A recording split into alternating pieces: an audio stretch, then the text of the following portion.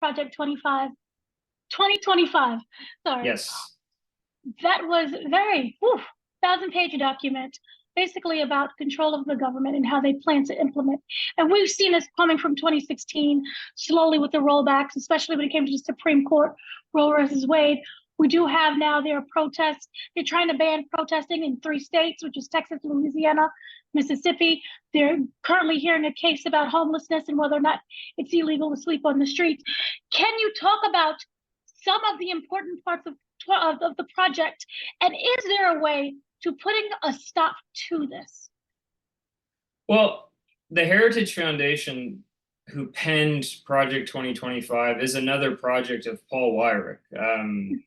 Paul Weyrich, in addition to the Council for National Policy, also founded the American Legislative Exchange Council. He was also a co-founder of the Federalist Society, who was responsible for a lot of the judicial appointments during the Trump administration. And he also founded the Heritage Foundation. So I think he's sort of the connective tissue that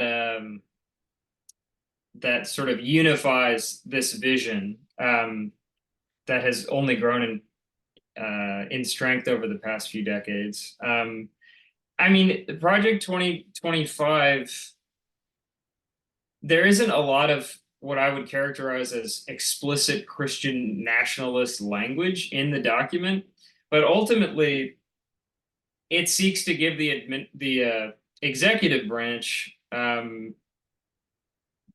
much more power than it currently has, and it kind of throws off the balance, the separation of powers that's enshrined in our Constitution. So I think it's this idea that, okay, if we can get Trump, who's our blunt instrument, back into office, how can we undermine the powers of the judiciary and mainly the executive,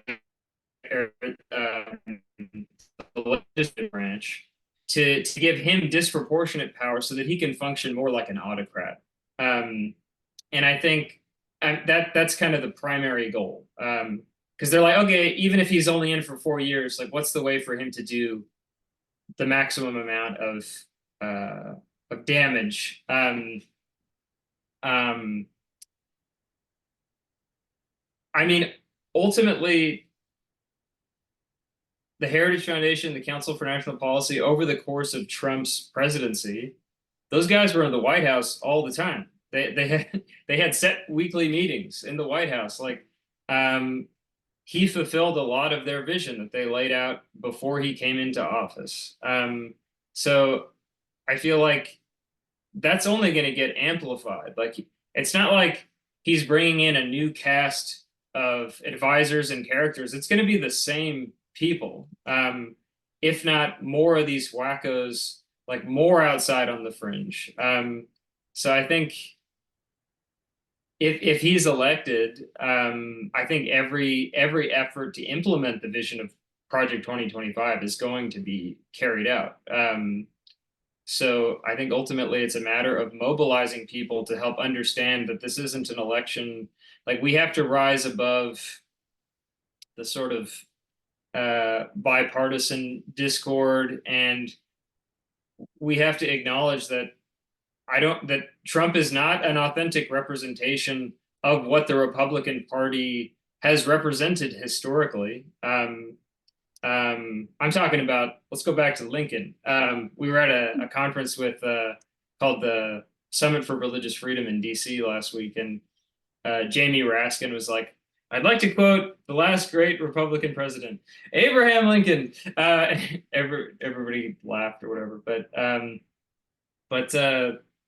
yeah, it's sort of this is a very consequential moment, and I think there's a lot of younger people in particular who are striving for pretty significant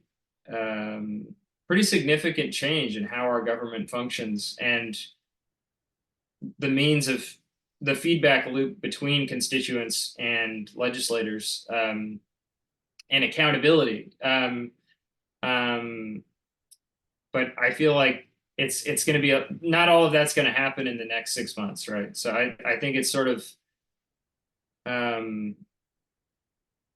I think we have to acknowledge there are two very different visions about what our country is and what it can be and what it has been. So I think, do we want to be a nation that's about building community, coming together, trying to reshape things for the better, or do we want to fixate on this distortion of the past and talk about separation and with all this very xenophobic language? And I don't know, it's like we tried to make a nuanced film that wasn't black and white, because that's what the vision of the Council for National Policy is. They're like, this is clearly good, this is clearly evil, no discussion.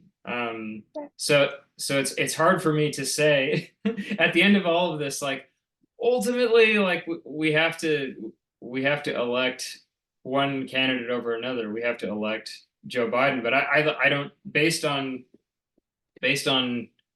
where things are, like, he's the only candidate between the two of them that actually wants to grow and develop sort of our nation into something that represents all of us, rather than dividing us. So kind of lame, but that's that's where we're at. That's where we're at, Dan. I understand. Thank you. Yeah. Which kind of further is what you said. It's not about the face of Trump. It's more about getting their message out by any means necessary, no matter who ends up winning the election. Can you talk about the plan and why it doesn't rely on that single person winning?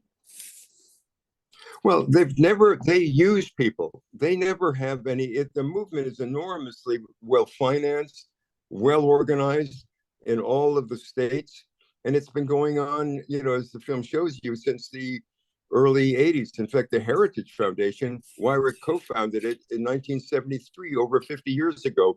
And the Heritage Foundation is responsible for Project 2025, which, by the way, is in a direct link from the Wyrick Manifesto that we talked about in the film.